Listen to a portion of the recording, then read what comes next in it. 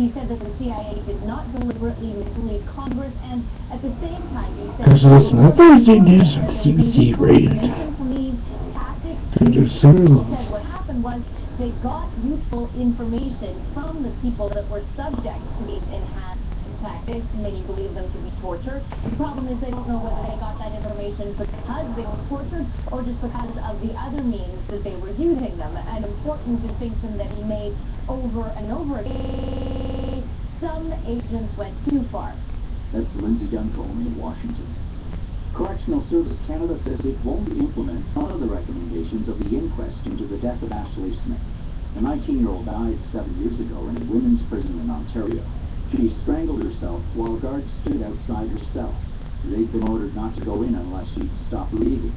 CSC says it has made changes, but it won't stop placing mentally ill inmates in segregation.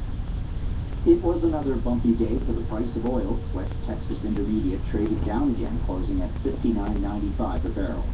It's the first time in 5 years the benchmark price has dropped below $60. And as Aaron Collins reports, the drop is hitting home in Canada's oil patch. We're looking to become more productive with a strong base of people we already have. For employees at Canada's second largest oil company, that's the good news. No job cuts, according to Cenovus CEO Brian Ferguson. The company will slash capital spending by 15% due to tanking oil prices. Now that slowed growth will mean fewer construction jobs. Barry Pruden is involved with his plumbers and pipe fitters union. He's used to the volatility of the energy industry after 40 years working in the patch, but says not everyone is as prepared for the downturn. We've been in a boom, and some of our newer members expected it to go on forever. And the wild ride isn't likely over yet. WTI closed below $60 a barrel today, a dramatic drop of around $47 in just 6 months. Aaron Collins, CC News, Calgary. The Supreme Court of Canada has ruled that police can conduct a search of a suspect's cell phone without a warrant.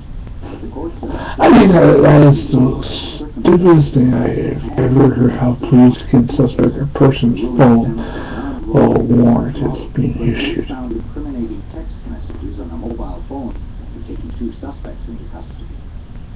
Leftovers from one of the worst environmental tragedies in American history are on their way to Canada.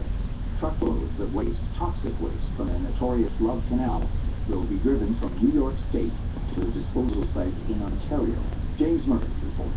A deadly problem from the 1970s, now on its way to Canada, 1 truckload at a time. This truck, in fact, leaving New York State on its way to an incinerator outside of Sarnia, Ontario, owned by an American company called Clean Harbors. It is a contract to neutralize the waste, separate, incinerate part, and bury the other. I'm warning people right now. Jim Stenson, he's a farmer in Petrolia, Ontario, who lives next to the incinerator. I'm warning everyone who lives in this community. You cannot have a facility of that magnitude with that many stored tons sitting there. The question is not if it's going to happen, but when. He fears a modern-day love canal here in Canada and wonders how the federal and provincial governments could allow those trucks to come. James Murray, CBC News, Petrolia, Ontario. And that's the CBC News to the south. I'm White Smith.